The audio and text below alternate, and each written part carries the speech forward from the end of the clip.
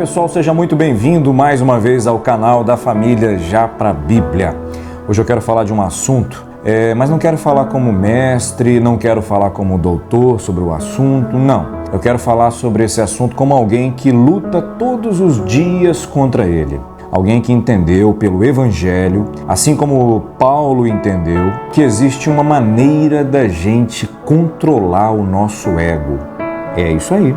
Existe uma maneira da gente normalizar, alinhar, conquistar, subjugar o nosso ego à palavra de Deus. Existem pessoas que dizem, eu não tenho ego, isso já está morto dentro de mim há muito tempo.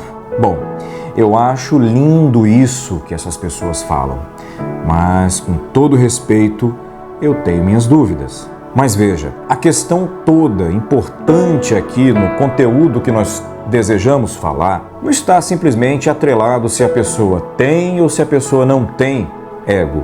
E sim, se o nosso ego ele está transformado pela graça de Deus. É isso que nós queremos tratar aqui. Se você ainda não é inscrito no canal da família Já Pra Bíblia, se inscreve agora, vai no botãozinho vermelho aí do lado aí, ó, clica nele, vai aparecer o sininho, você clica no sininho na opção todas, pronto. Você agora vai receber todo o conteúdo de graça que nós produzimos aqui no canal. Não esquece de curtir, de dar o seu joinha. Quando você faz isso, você está dizendo para o YouTube, YouTube, o conteúdo desse irmão aí é relevante, pega esse conteúdo e manda para o mundo inteiro. E fazendo isso, você contribui para que a pregação do Evangelho de Cristo chegue além das fronteiras. Sem mais delongas, vem comigo já para a Bíblia.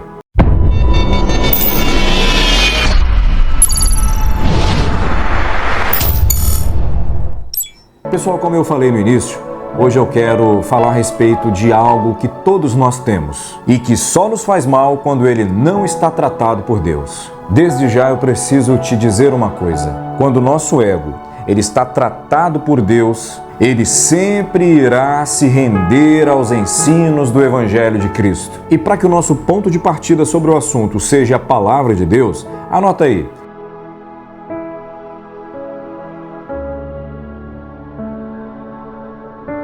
Eu vou direto ao ponto. Os crentes da igreja de Corinto, eles tinham uma mania muito ruim de se valerem dos seus relacionamentos com Paulo, Pedro, Apolo e até Cristo, para fazer desses relacionamentos trampolins para um jogo de poder nojento dentro da igreja de Deus. Tipo assim, eu fui levantado para o ministério por Paulo.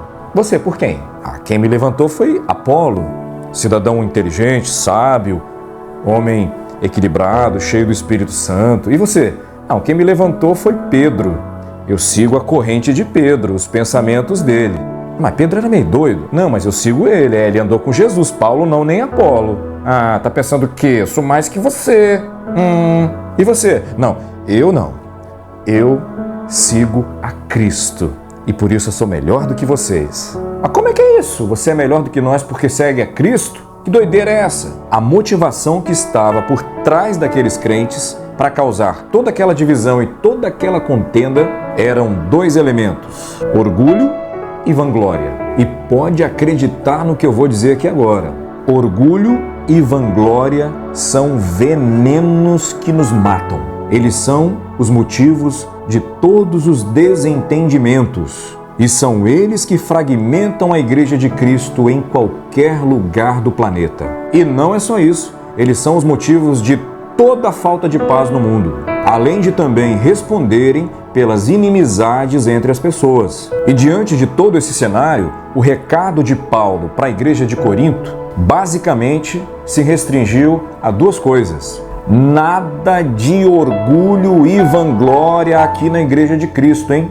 Pelo amor de Deus, nada disso aqui. E para facilitar a compreensão dos irmãos ali da Igreja de Corinto, Paulo ele começa a falar de ego e de orgulho de uma forma muito profunda e simples ao mesmo tempo, para que eles compreendessem o problema deles. Paulo vai usar uma palavra chamada físio. E uma das palavras que deriva dessa palavra físio no grego é justamente o fole. Veja aí o que é um fole.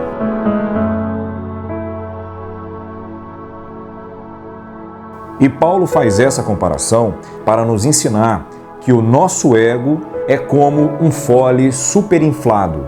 Ele está ensinando para a igreja de Corinto que o ego deles era vazio, dolorido, atarefado e frágil. Vazio porque o que existe dentro de um ego não tratado por Deus é apenas oquidão, igual ao que existe dentro de um fole, apenas nada, apenas vazio. Aqui eu aprendo uma coisa muito interessante. Ego e orgulho espiritual é a ilusão de pensarmos que temos competência para conduzirmos a nossa vida sem a vontade de Deus. Dolorido porque quando o ego ele está superinflado, ele fica distendido, como um estômago, e isso dói muito. Mas dói por quê? Porque existe algo muito ruim acontecendo dentro desse ego diariamente. Um ego doente, ele vive chamando atenção para si mesmo. O tempo todo exige que avaliemos nossas atitudes e aparências. Não sai da cabeça do ego. O que será que as outras pessoas estão pensando a meu respeito? Será que eu estou impressionando com a minha performance? Essa maneira que estão me tratando, que estão me recebendo, não está adequada à minha altura? Esse ego debilitado, ele sempre está vendo feridas em seus sentimentos. Ele é muito dodói por natureza. Ele se ofende fácil demais. E principalmente quando ele é contrariado. Contraria a gente assim não, hein? Isso é um problema. E tudo isso dói demais. Esse ego não consegue esconder isso, porque ele ainda é muito frágil. Um ego doente, ele nunca está feliz, ele nunca está satisfeito. Ele faz de tudo para ser notado. Esse ego, ele vive ocupado. Ele vive atarefado em busca de algo que possa preencher o seu vazio. O nosso ego, quando ele não está tratado, ele é especialista em duas coisas: comparar e se vangloriar.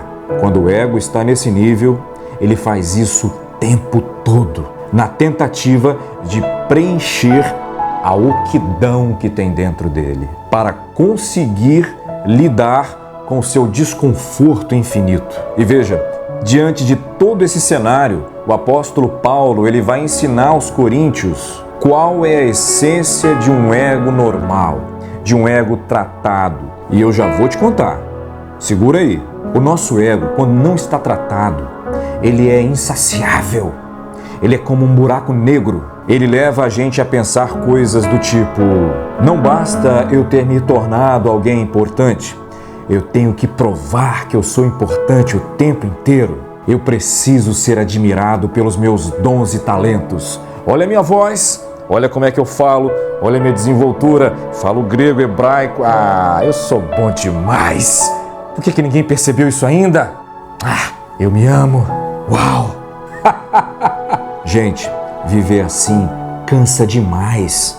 Adoece a gente demais, sabia?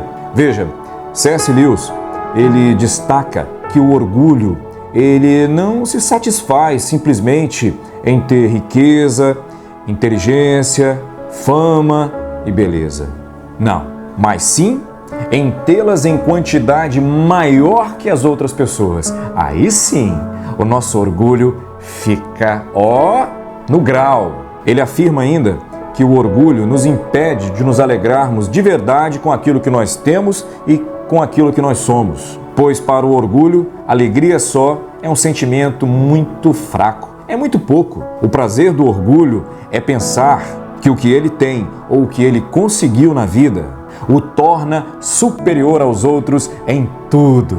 E aí sim, o orgulho se sente supremo e satisfeito. Mas eu queria lembrar para toda essa galera que deixa o orgulho tomar conta do seu núcleo, do seu centro, de sua personalidade, porque isso é o ego.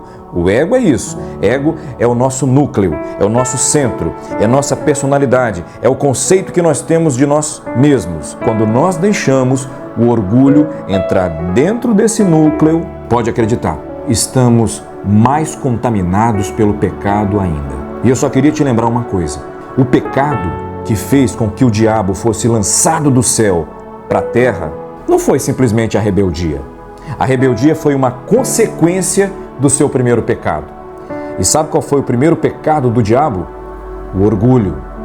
Abre teu olho, hein? E agora sim, eu vou te dizer como o apóstolo Paulo ensinou aos coríntios sobre como o ego deles deveria funcionar. Anota aí. 1 Coríntios 4, 3, 4. Pouco me importa ser julgado por vocês ou por qualquer tribunal humano.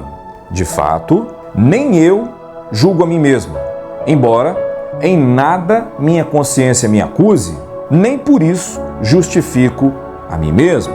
O Senhor é quem me julga. Mas você deve estar se perguntando, ok, como eu consigo então saciar o meu ego, o meu núcleo da maneira correta? Como? Me ajuda? Vou te ajudar. A resposta é muito simples e talvez ela vai desagradar até muita gente que não gosta de ser assim. Tem problema com essa palavra, mas não tem jeito. Segundo o Evangelho de Jesus, Mateus capítulo 11, versículo 39, a única maneira de nós tratarmos o nosso ego é com a humildade de Cristo. Como assim? Tratar o ego com a humildade de Cristo? Isso é muito pouco! Como é que é isso? Veja, Paulo, ele descobriu esse patamar de humildade aonde o cristão, ele não pensa mais em si mesmo. O seu ego não ficava mais querendo chamar atenção para si próprio o tempo todo. Jesus tratou o ego de Paulo. E o mesmo Jesus continua tratando o nosso ego quando nós permitimos. Então não se engane, o seu ego precisa estar cativo à palavra de Deus todos os dias. Se ele der uma derrapadinha, você já coloca ele no lugar. É assim. Não tem o esporte que você gosta de praticar? Então, não é sobre você. Não tem o casamento que você tem? Não é sobre você. Não tem a sua filha linda, seu filhinho lindo? Não é sobre você. Não tem o seu emprego? Então, não é sobre você. Não é nada sobre você. Não tem essa casa aí que você está aí agora? Sentadinho? Ou está em pé? Ou está no avião? Ou está no carro? Ou está passeando? Onde quer que você esteja? Olha para o seu ambiente aí agora. Olha para tudo. Olha para os lugares. Olha para as pessoas que estão ao seu redor. Nada disso é sobre você. É por isso que, se nós deixarmos o nosso núcleo, o nosso ego, ele acha que é tudo em função dele. E não é nada em função do nosso ego. Nada! Agora preste atenção. Se você ainda não entendeu isso, é porque você ainda é escravo do seu ego. É ele que manda em você. Porque uma vez que o seu ego, ele é conquistado pelo Evangelho da graça de Cristo, ainda que seu ego venha falhar, você vai reconhecer o seu erro, você vai reconhecer a sua falha e a tendência das coisas é terminar de uma forma muito melhor. A humildade que brota do Evangelho de Cristo é a fórmula bíblica para a libertação de todo ego não tratado. Não tem outro jeito. Você já experimentou conversar com uma pessoa que tem o seu ego transformado pelo Evangelho? O que você notou nessa pessoa? C.S. Lewis, ele diz uma coisa muito interessante nesse ponto. Ele diz que quando nós conversamos com alguém que tem a verdadeira humildade, que é aquela que vem de Cristo, que brota do seu Evangelho, quando você conversa com uma pessoa assim, você percebe o quanto ela está interessada em você, o quanto ela se preocupa com você. Por exemplo, fulano, mas é mesmo? Olha, o que eu posso fazer para te ajudar? Olha, a gente tem aqui um grupo de irmãos, nós vamos nos reunir e vamos te ajudar. O problema é material? Tá faltando comida? Pera aí, vamos pegar aqui, né? Vamos pegar o dinheiro aqui, vamos comprar, entendeu? Ô fulano, pega aí, vê quanto que tem de dízimo aí, de dinheiro. Uma hora dessa eu vou fazer um assunto sobre dízimo e sobre oferta, que eu não sei se vai ter gente que vai deixar até de ser meu amigo ou se vai continuar sendo. Mas eu não estou preocupado com isso não, estou preocupado em pregar o Evangelho. Isso é que é importante. Mas voltando ao assunto, vamos lá. Pega aí o dinheiro aí, vamos comprar aqui cesta básica. Uma não, porque uma come e acaba. Vamos comprar aqui logo umas 50, até a gente conseguir arranjar um emprego. Vamos ver aqui um grupo, vamos fazer um contato com a prefeitura, irmãos que têm empregos, irmãos que conhecem. Eu estou falando só sobre um aspecto material, mas tem aquele aspecto também espiritual. Vem cá, vamos orar por você. Vem cá, Você vai se sentir acolhida, vai se sentir acolhido aqui. Veja, eu estou dando aqui apenas alguns exemplos de uma pessoa que entendeu que ela tem que pensar menos nela e mais no seu próximo, porque é essa a essência da humildade que brota do Evangelho de Cristo. Porque se você diz que você é humilde, mas você não suporta ouvir as pessoas, porque você, só pensa em você. Chega por último, sai primeiro. Quando alguém chega para falar com você, fulano, conversa aqui com a irmã aqui que eu tô fazendo um negócio. Eu tenho um compromisso ali. Conversa com a irmã aqui, conversa. Vem cá, dá uma atençãozinha para ela aqui. Irmã, ele vai conversar com a senhora, tá? Ô jovem, ele vai te dar toda a atenção. E você? Não vai dar atenção por quê? Você é quem? Veja, a humildade que brota do Evangelho de Jesus Cristo mata dentro de nós essa necessidade doentia de ficarmos pensando em nós mesmos 24 horas por dia. E quando nós conseguimos viver isso, essa compreensão nos faz sentir livres do controle do nosso ego, ao passo que o nosso ego fica cativo ao Evangelho. Ao mesmo tempo, isso gera em nós um prazeroso descanso, um delicioso descanso para a nossa alma e para a nossa mente. E esse estado de prazer se chama autoesquecimento. É isso aí. Você para de se preocupar demais com você.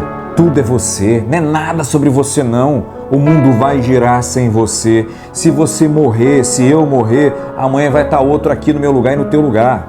Não tem tudo que você trabalhou, tudo que você conquistou? Não tem esse dinheiro todo que você juntou que está na tua conta aí? Vai vir um e vai passar a mão em tudo. Vou parar por aqui para você não ficar nervoso. A gente não é nada, querido, querida. A gente vai passar. Vamos pensar mais no próximo? Vamos parar de pensar no nosso umbigo? Comece já a praticar o autoesquecimento. Esqueça das pretensões egocêntricas, narcisistas do seu ego e deixe que os pensamentos de Deus guardem e guiem você. Vai ser muito melhor quando a gente atingir o nível de humildade que Paulo atingiu, que é a humildade que vem de Cristo. Nós diremos a mesma coisa que Paulo disse: pouco me importa ser julgado por vocês ou por qualquer tribunal humano. De fato, nem eu julgo a mim mesmo. Paulo era um cara resolvido, né? Embora em nada minha consciência me acuse, nem por isso justifico a mim mesmo. O Senhor é quem me julga. 1 Coríntios 4, 3, 4. Permita que a graça de Jesus comece a tratar o seu ego agora, para amanhã o seu ego não ser a razão de todas as derrotas e de todas as desgraças que poderão acontecer com você. Que o Senhor te ajude a tratar o seu ego. Se você ainda não é inscrito no canal da família Já Pra Bíblia, se inscreve agora. Clica no botãozinho vermelho aí embaixo, inscrever. Vai aparecer a opção do sininho. Clica no sininho, marca a opção todas. Pronto. Todo o conteúdo do canal vai chegar de graça para você. E não esquece de curtir. Quando você dá o like, dá o joinha, você está dizendo para o YouTube: ei, YouTube, pega esse conteúdo desse cara aí e joga para o mundo inteiro, porque esse conteúdo tem alguma relevância sim. Aproveita e compartilha ele em suas redes sociais. Já Pra Bíblia fica por aqui. Um grande abraço, um beijo no coração e até a próxima, se Deus quiser. Tchau!